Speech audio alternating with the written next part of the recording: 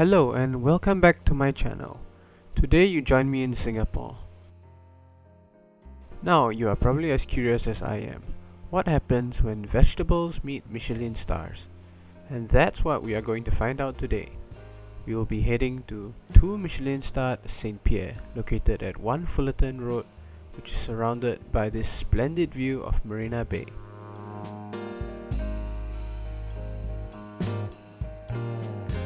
We head towards the restaurant, which is on the second floor. Before we head into the restaurant, allow me to tell you more about the restaurant. Saint Pierre specializes in modern French cuisine with Asian-inspired flavors. It was opened by Chef Emmanuel Strubon in the year 2000 and received its first Michelin star in 2017 and another one just 2 years later. We head into the restaurant, where we are greeted by the warm and friendly staff. The interior looks modern yet cozy and is able to accommodate up to 30 people.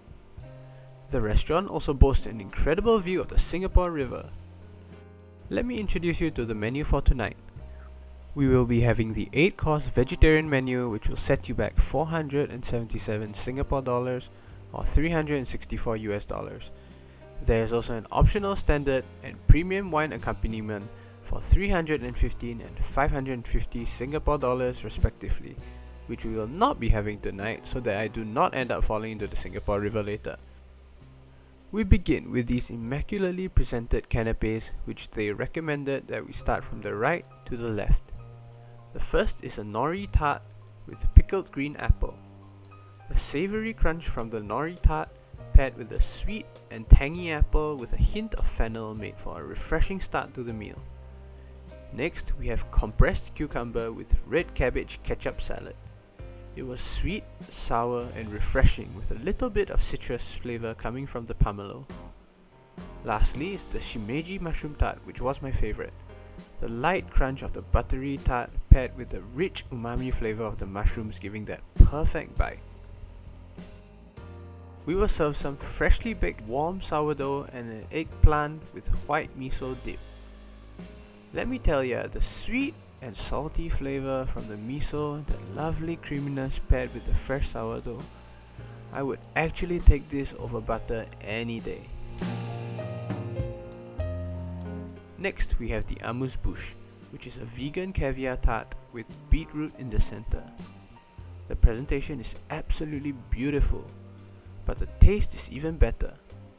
You get the crispy tart with a savory caviar and a tangy beetroot enveloped in the luxurious herbaceous sauce. However, it being vegan caviar, the distinct fishiness you would get from the regular caviar was not present. However, I still love the dish. Next, we have the Brittany purple artichoke from France, served in a fresh green pesto sauce with borlotti beans and carrots. Once again, amazing presentation, but how does it taste?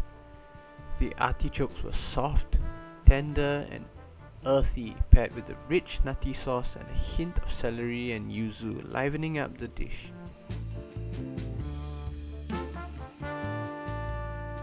The next dish was my favorite dish of the night. It was so good I almost forgot it was made from only vegetables. This is, pardon my French, perigo cep, which are wild mushrooms from Osaka paired with a veloute. The mushrooms were cooked to perfection. It was savory and tender with a deep earthy flavor paired with a rich and velvety veloute. The celeriac provided the crunch this dish needed, and it absolutely delivered. This dish truly showcased the essence of a mushroom. It was perfect. Next, we have the Osaka Mizunasu, which is eggplant from Senshu, Osaka. The eggplant is braised, giving it a soft, silky texture, and it is topped with finely sliced potatoes and finished off with a light and foamy ponzu sauce. The dish was sweet, salty and tangy, an amazing Japanese-inspired dish.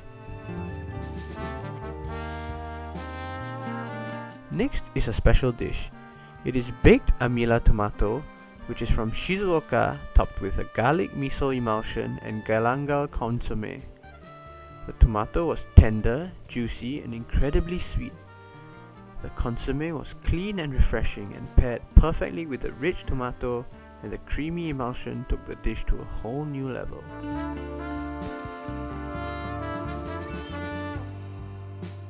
Next is the last course before the desserts. This is trombetta zucchini from Provence, served with kabocha pumpkin from Japan. First of all, this dish looks absolutely stunning. This is what I would expect to see in the Garden of Heaven. The zucchini is cooked to perfection. It's soft and juicy, paired with a sweet and creamy pumpkin veloute, lightly perfumed by the mint leaves. The pumpkin had a rich and creamy sweetness, almost like a sweet potato. I also opted in for the cheese supplement for $30. They have a decent selection of cheeses to choose from, and I opted for a slightly milder cheese, served with some fresh baguette and jam. Unlike the extremely knowledgeable waiter who had a profound knowledge of the different cheeses, I'm not gonna pretend like I know anything about the cheeses, so let me tell you that the truffle brie was my favorite one. But I did learn quite a lot from him. Before they served the dessert, they offered me a special herbal brewed tea to aid with the digestion. Cheers! Next, we have our pre-dessert, which is Amane melon from Shizuoka, which is served with a melon sorbet, umeshu jelly, and osmanthus coulis. Wow, this melon was so sweet, like honey, paired with the light floral osmanthus coulis. It was so refreshing, which was much needed because the main dessert is going to be heavy. Last but not least, we have the Tulamin Raspberry Baba. This is an yeast cake soaked in a non-alcoholic ginger and lemongrass syrup, topped with a rich chantilly cream infused with lychee. Oh, this dessert is so sinfully sweet, topped with that lovely chantilly cream and raspberries. The tartness from the raspberries were very much needed in helping to cut through the richness of the cream. Needless to say, I loved it, even though I should probably go and see a cardiologist after this. And finally, to end the meal, we are presented with a colourful selection of chocolates. My personal favourite is the peanut one. And we have some freshly baked madeleines with yuzu. The madeleines had a perfect blend of buttery richness and citrus flavour from the yuzu. And for my final thoughts on whether it was worth giving up on wagyu, lobster and caviar for this, well, yes, but once in a while. This meal without a doubt proved that vegetables can be the star of the show. I didn't feel sluggish after eating this meal despite there being a lot of rich and fatty elements, which I would feel after eating a meal full of wagyu and lobster. So I actually would highly recommend that you give it a chance. Let me know in the comments below if you are willing to try this. If you enjoyed this video, please consider helping me reach my first goal of 1,000 subscribers by pressing the subscribe button. Thank you.